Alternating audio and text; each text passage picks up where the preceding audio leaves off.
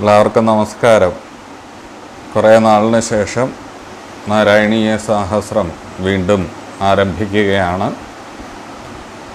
കുറേ ദിവസമായി പേഴ്സണലായിട്ട് കുറേ കാര്യങ്ങളും അതുപോലെ കുറേ തടസ്സങ്ങളും ഒക്കെ ഉണ്ടായിരുന്നു. എന്തായാലും വീണ്ടും നമുക്ക് പുനരാരംഭിക്കാൻ ഭഗവാൻ ഒരവസരം വീണ്ടും തന്നിരിക്കുകയാണ്. അങ്ങനെ നാരായണീയ സാഹസ്രം തുടർന്നു വന്നിരുന്നെങ്കിൽ ഇപ്പോൾ 348 ദിവസത്തിലേക്ക് എത്തിച്ചേർന്നിരിക്കുകയാണ്. 348 ദിവസം 34ാമത്തെ ദശകത്തിലെ 4ാമത്തെ ശ്ലോകമാണ് നമ്മൾക്ക് ഇനി പാരായണം ചെയ്യാനുള്ളതും അതിൻ്റെ പ്രഭാഷണമൊക്കെയാണ് ഇതാ നമ്മൾ വീണ്ടും ആരംഭിക്കുകയാണ്. എല്ലാവരുടെയും പ്രാർത്ഥനയും അനുഗ്രഹവും ഒക്കെ ഞങ്ങളോടൊപ്പം ഉണ്ടാവണം. വീണ്ടും ഞങ്ങൾ ആരംഭിക്കുന്നു. ഭഗവാൻ തന്നെ തീരുമാനിച്ചതായിരിക്കണം. എന്തായാലും ഇത് തുടർന്ന് കൊണ്ടുവരാൻ യാതൊരു തടസ്സവുമില്ലാതെ തുടർന്ന് കൊണ്ടുപോകാനായിട്ട് നിങ്ങളുടെ പ്രാർത്ഥനയും അനുഗ്രഹവും ഒക്കെ ഞങ്ങളോടൊപ്പം എന്നുമെന്നും ഉണ്ടാവണം എന്നൊരു പ്രാർത്ഥനയോടുകൂടി നമ്മളിതാ നാരായണീയ സഹസ്രത്തിൻ്റെ 348ാമത്തെ ദിവസം 34ാമത്തെ ദശകത്തിലെ 4ാമത്തെ ശ്ലോകം രാമായണ കഥ ആണ് നമ്മളിതാ പാരായണം ചെയ്തു വരുന്നത്. അതിലേക്ക് കടക്കുന്നു. വീണ്ടും പ്രാർത്ഥിക്കുന്നു. നിങ്ങളുടെ പ്രാർത്ഥനയും അനുഗ്രഹവും എന്നുമെന്നും ഞങ്ങളോടൊപ്പം ഉണ്ടാവണം എന്നുള്ള ഒരു പ്രാർത്ഥനയോടുകൂടി പാരായണത്തിലേക്ക് കടക്കാം. തുടർന്നുള്ള ദിവസങ്ങളിൽ നമ്മൾ നേരത്തെ മഹാഭാരതത്തിലെ കഥകളൊക്കെ ഇങ്ങനെ പറഞ്ഞു വരികയായിരുന്നു. അപ്പോൾ അതൊക്കെ തുടർന്നും നമുക്ക് കേൾക്കാം. എല്ലാവർക്കും ഗുരുവായൂരപ്പൻ്റെ അനുഗ്രഹവും ഗുരുനാഥന്മാരുടെയും ഒക്കെ അനുഗ്രഹം ഉണ്ടാവട്ടെ എന്ന് പ്രാർത്ഥിച്ചുകൊണ്ട് നമ്മൾ പാരായണത്തിലേക്ക് കടക്കുന്നു. ശ്രീ ഗുരുവായൂരപ്പ ശരണം. പീതാംബരം കരവിരാജിത ശംഖചക്രകൗമോദഗീ സരസിജങ്കർണാസമുദ്രം രാധാസഹായം അതിസുന്ദരമന്ദഹാസം വാതാലയേശമനിശം ഹൃദി ഭാവയാമി. കോമളം കൂജയൻ വേണം ശ്യാമളോയം കുമാരക വേദവേദ്യം പരം ബ്രഹ്മാഭാസതാം പുരതോ മമ. ഭൂതനാഥ സദാനന്ദ സർവഭൂതദയാപരാരക്ഷരക്ഷ മഹാബാഹോ ശാസ്ത്രയതുഭ്യം നമോ നമഃ. ഏകദന്തം മഹാകായം തപ്തകാഞ്ചന സന്നിഭം ലംബോദരം വിശാലാക്ഷം വന്ദേഹം ഗണനായകം. ശ്രീ ഗുരുവായൂരപ്പ ശരണം. കൃഷ്ണോ രക്ഷതമാം ചരാചര ഗുരുകൃഷ്ണം നമസ്യേ സദാ. കൃഷ്ണേനൈവ സുരക്ഷിതോഹമസകൃൽ കൃഷ്ണായ ദത്തം മന. കൃഷ്ണാദേവ സമുദ്ഭവോ മമ വിഭോ കൃഷ്ണസ്യ ദാസോസ്മ്യഹം. കൃഷ്ണേ ഭക്തിരചഞ്ചലാസ്തു ഭഗവൻ. ഹേ കൃഷ്ണ തുഭ്യം നമഃ.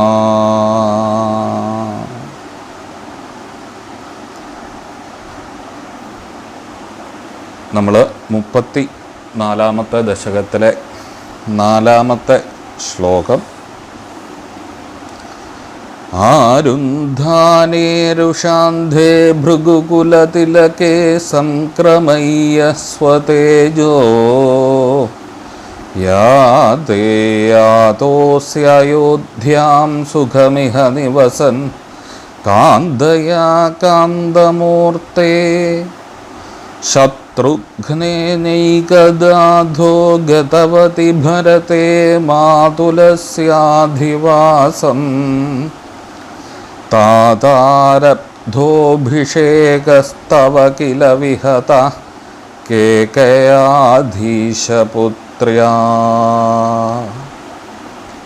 ആരുന്ധാനേരുഷാന്ധേ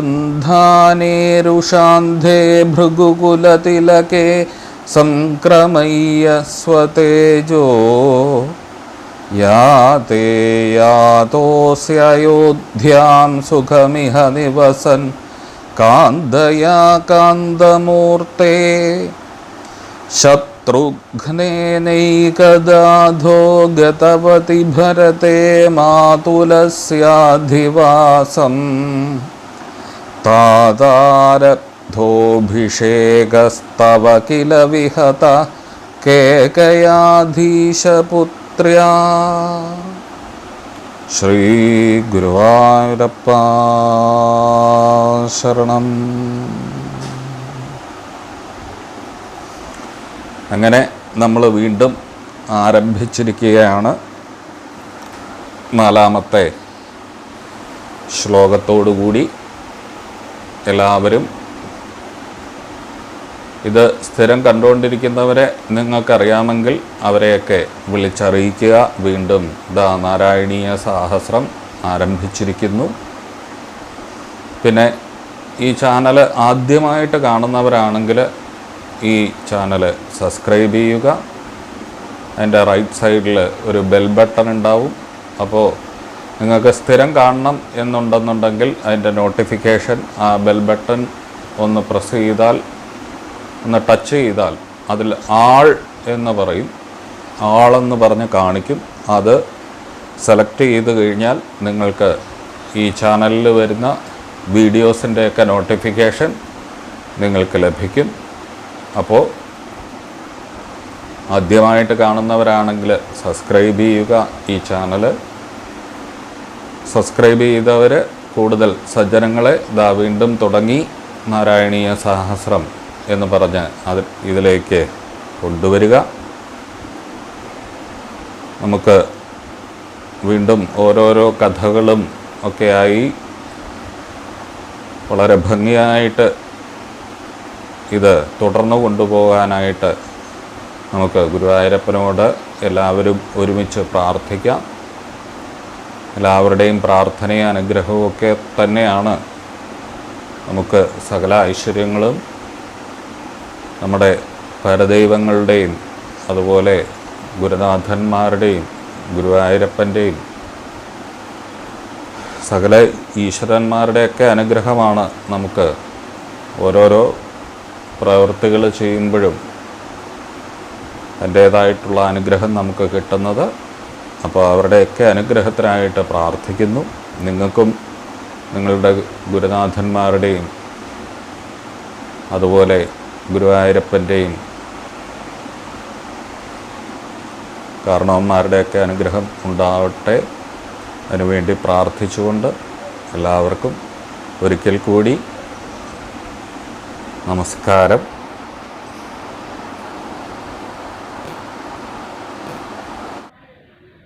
നാരായണ നാരായണ നാരായണ നാരായണ നാരായണ നാരായണ നാരായണ നാരായണ. ഗുരുവാദപുരീദാസദാസദാസോപ്യഹം ച ഭോഃ കേശവാശ്രിതഭാവേന ഭാസത്തെ ഹൃദയേശ്വര. സർവമംഗളമംഗല്യേ ശിവേ സർവാർത്ഥസാധികേ ശരണ്യേ ത്രയംബകേ ദേവി നാരായണി നമോസ്തുതേ. പത്മജാദ്യർച്ചിതം ദേവം പത്മജാ പ്രാണനായകം പത്മനാഭപുരാധീശം പത്മനാഭം നമാമ്യഹം.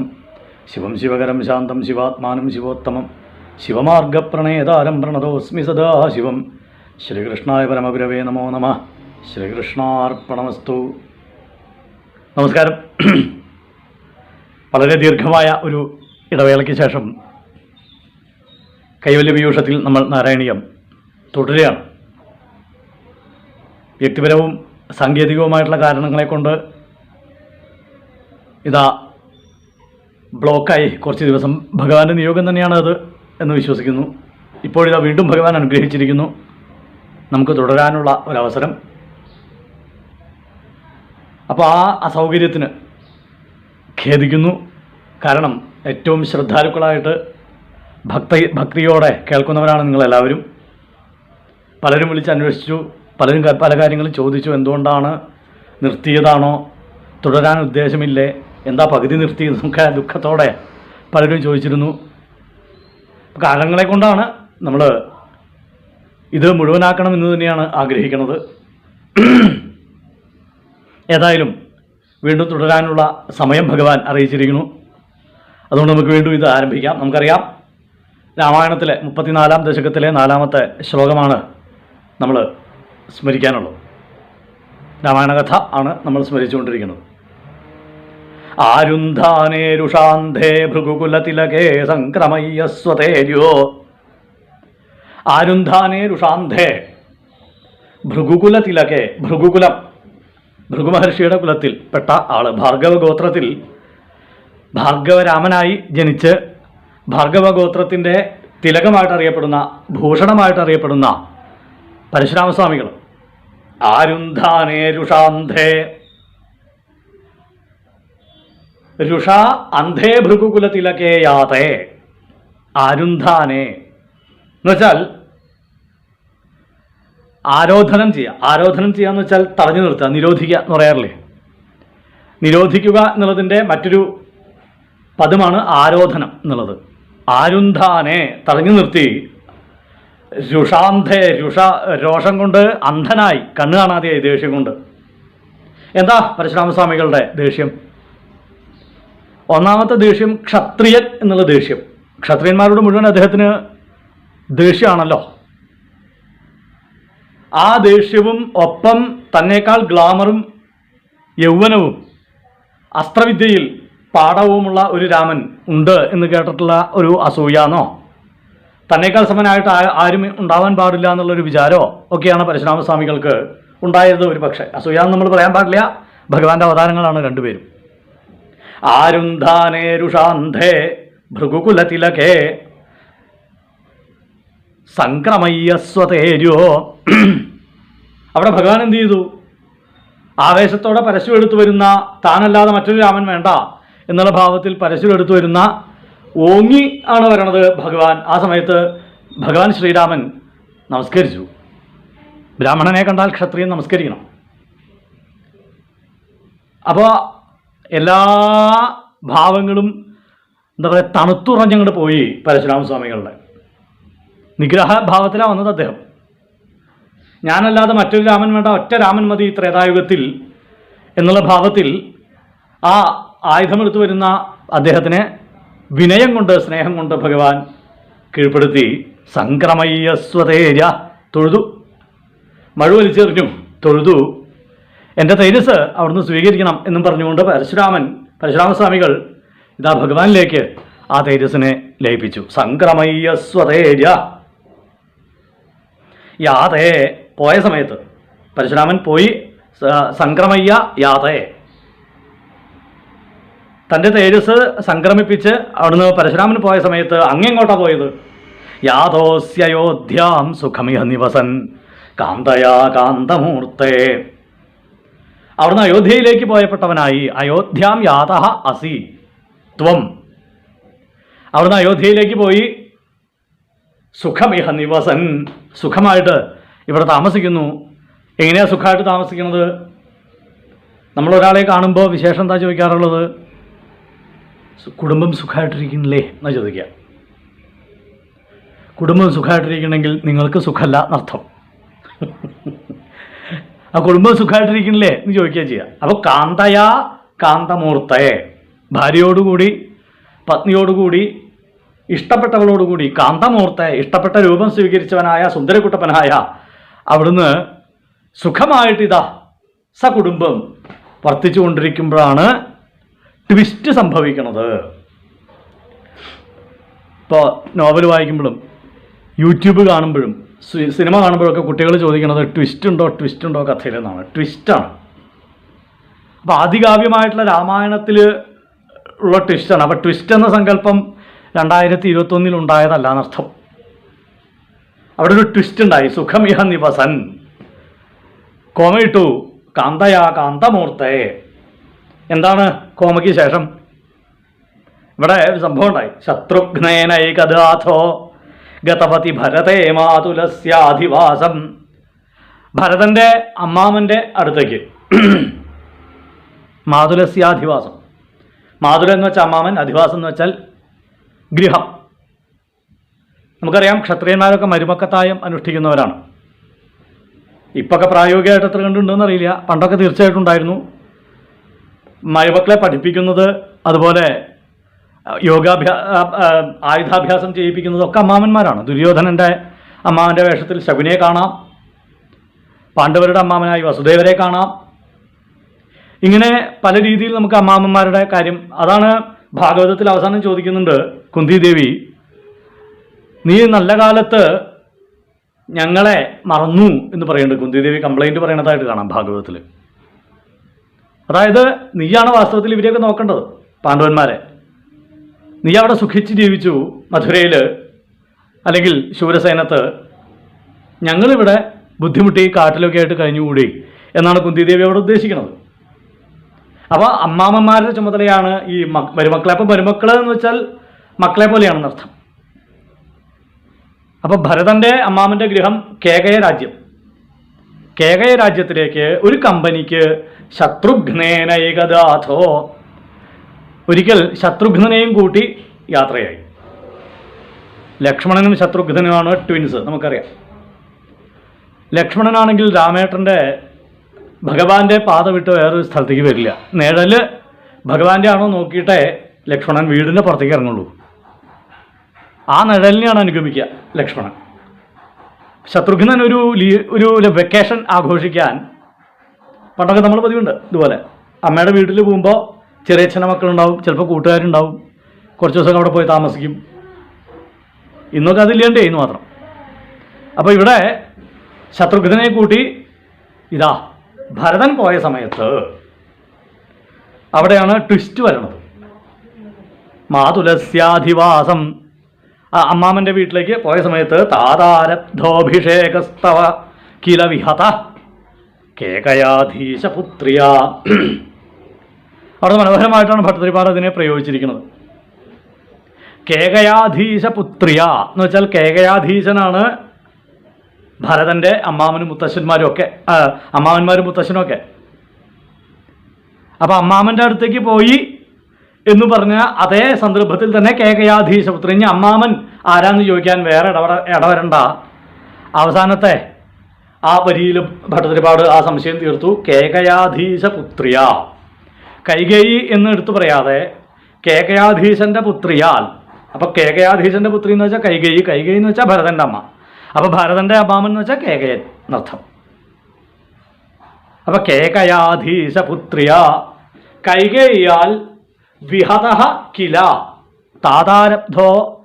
താതാരബ്ധസ്തവ അഭിഷേക. ഭഗവാനെ അച്ഛൻ നിശ്ചയിച്ച് പ്രിപ്പറേഷനൊക്കെ കംപ്ലീറ്റ് ചെയ്ത അവിടുത്തെ അഭിഷേകം എന്ന സെറിമണി, ആ ചടങ്ങ് ഇതാ നിർത്തിവെച്ചു, തടഞ്ഞു വെച്ചു. ആര്? കൈകേയി. അപ്പം കൈകേയി ഏറ്റവും ഇഷ്ടപ്പെട്ട ഒരു അമ്മയാണ്. അമ്മ കഴിഞ്ഞാൽ പിന്നെ അമ്മ എന്ന് വിളിക്കുന്നത് കൈകേയിയാണ് ഭഗവാൻ. ആ കൈകേയി തന്നെയാണ് ഇവിടെ ഭഗവാനെതിരായിട്ട് പ്രവർത്തിച്ചത്. എന്ന് വെച്ചാൽ മനുഷ്യന്മാരുടെ മനസ്സ്, ചിന്ത, ഇതൊക്കെ എപ്പോഴാണ് മാറിക്കിട്ടുക എന്നുള്ളത് നമുക്കറിയാൻ പറ്റില്ല. ഏറ്റവും പ്രിയപ്പെട്ടവരായിട്ടും ആയിരിക്കും നിങ്ങളെ ഞെട്ടിക്കണത്, തിരിഞ്ഞു പോലും നോക്കാത്തത്. ആപത്ഘട്ടത്തിൽ ഒരു ബന്ധവുമില്ലാത്തവനായിരിക്കും ആപത്ഘട്ടത്തിൽ നിങ്ങളെ സഹായിക്കുന്നത്. കൈകേയി നമുക്കറിയാവുന്ന കഥാപാത്രമാണ്, രാമായണ ധാരാളം കേട്ടിട്ടുള്ളവരാണല്ലോ നമ്മൾ. അപ്പം മനുഷ്യ മനസ്സ് എപ്രകാരമാണെന്ന് കാണിക്കാനാണ് ഇതിഹാസങ്ങളൊക്കെ. ഭഗവാനായിട്ട് അവതരിച്ചു എന്നുള്ളതല്ല രാമായണം. വാൽമീകി രാമായണം വായിക്കുമ്പോൾ നമുക്ക് മനസ്സിലാവും. വാൽമീകി രാമായണം ബാലകാണ്ഡത്തിൽ ആദ്യത്തെ സർഗം ആരംഭിക്കുന്നത് എങ്ങനെയാണ്? നാരദ മഹർഷിയോട് വാൽമീകിയുടെ ചോദ്യമാണ്. ദേവന്മാർക്ക് പോലും അനിഷേധ്യനായ ഒരു മനുഷ്യനുണ്ടോ എന്നാണ് ചോദ്യം. പ്രത്യേകിച്ച് ചോദിക്കേണ്ടത് നര എന്ന് ചോദിക്കേണ്ട അദ്ദേഹം. അപ്പോൾ നാരദ മഹർഷി പറയുന്നു, ഉണ്ട്. ക്രോധത്തിൽ അഗ്നിയെപ്പോലെയും, ക്ഷമയിൽ ഭൂമിയെപ്പോലെയും, വീര്യത്തിൽ വിഷ്ണുവിനെ പോലെയും ഒരാളുണ്ട്. അതാണ് രാമൻ, ശ്രീരാമൻ.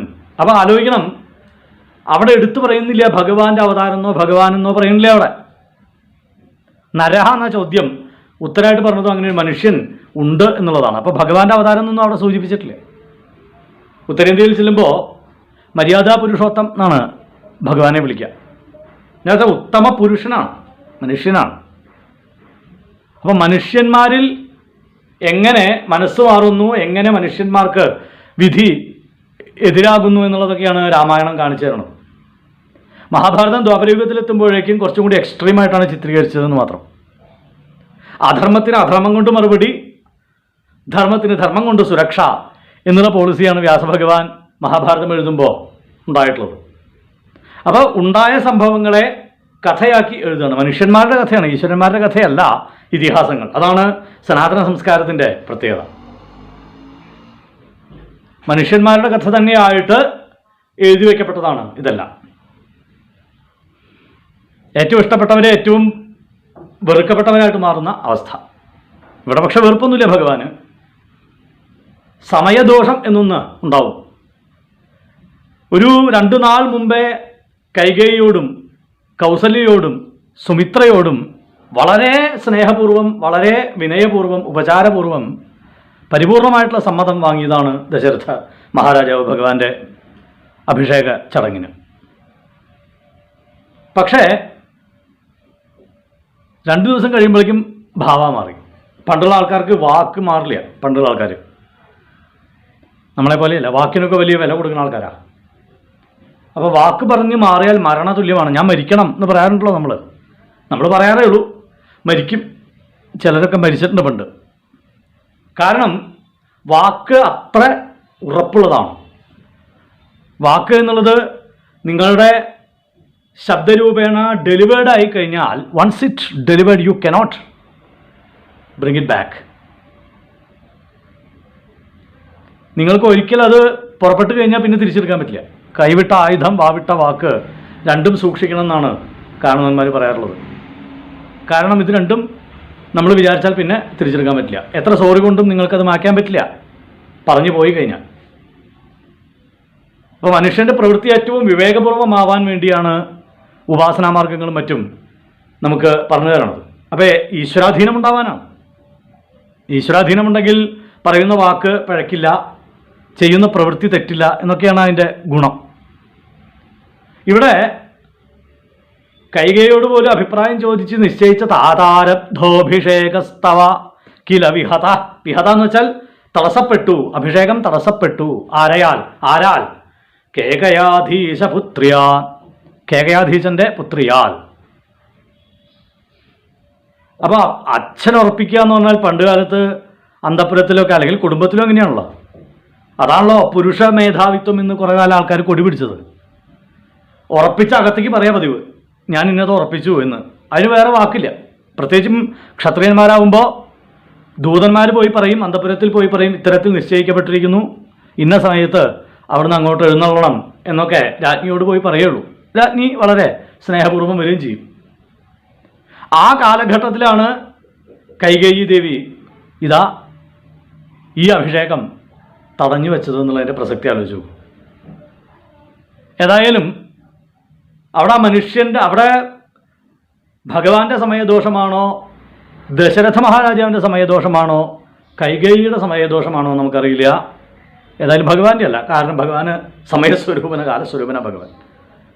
ഇവിടെ ഇതാ ദശരഥൻ്റെയും കൈകേയിയുടെയും സമയദോഷം എന്ന് തന്നെ പറയാം. ഒരാൾ വന്ന് ചോദിക്കുന്നു, മറ്റാൾക്ക് കൊടുക്കേണ്ടി വരുന്നു. ആ സമയദോഷത്തെ നമുക്ക് നീക്കാൻ സാധിക്കില്ല എന്നാണ് ഈ ശ്ലോകത്തിനോട് ഭട്ടതിരിപ്പാട് കാണിക്കുന്നത്. ആരന്ധാനേരുഷാന്തേ ഭൃഗുകുലതിലകേ സംക്രമയ്യസ്വതേര്യോ. യാത്ര മുടക്കാൻ പരശുരാമസ്വാമികൾ ദേഷ്യമൂത്ത് വന്നപ്പോൾ തൻ്റെ തേജസ് അദ്ദേഹത്തിലേക്ക് ലയിപ്പിച്ച്, അല്ലെങ്കിൽ അദ്ദേഹത്തിൽ നിന്ന് വാങ്ങി, യാതേ യാതോസ്യോധ്യാം സുഖമിഹ നിവസൻ കാന്തയാ കാന്തമൂർത്തെ. അദ്ദേഹം പോയ സമയത്ത് അങ്ങ് അയോധ്യയിൽ വന്ന് അനവധികാലം സുഖമായിട്ട് ദേവിയോടൊപ്പം ജീവിച്ച സമയത്ത് ശത്രുഘ്നേനൈകദാഥോ ഗതവതി ഭരതേ മാതുലസ്യാധിവാസം. ഭരതൻ്റെ അമ്മാമൻ്റെ ഗൃഹത്തിലേക്ക്, കേകയ രാജ്യത്തിലേക്ക് ശത്രുഘ്നനോടൊപ്പം ഭരതൻ പോയ സമയത്ത് താതാരബ്ധോഭിഷേകസ്തവ കില വിഹത കേകയാധീശപുത്രിയ. അവിടുന്ന് അച്ഛൻ നിശ്ചയിച്ച അവിടുത്തെ അഭിഷേകം, പട്ടാഭിഷേകം, കിരീടധാരണ ചടങ്ങ് തടസ്സപ്പെട്ടു. വിഹത ആരാൽ? കേകയാധീശപുത്രിയ കൈകൈ വന്ന് തടസ്സപ്പെടുത്തി. നമസ്കാരം. ജയ് ശ്രീകൃഷ്ണൻ.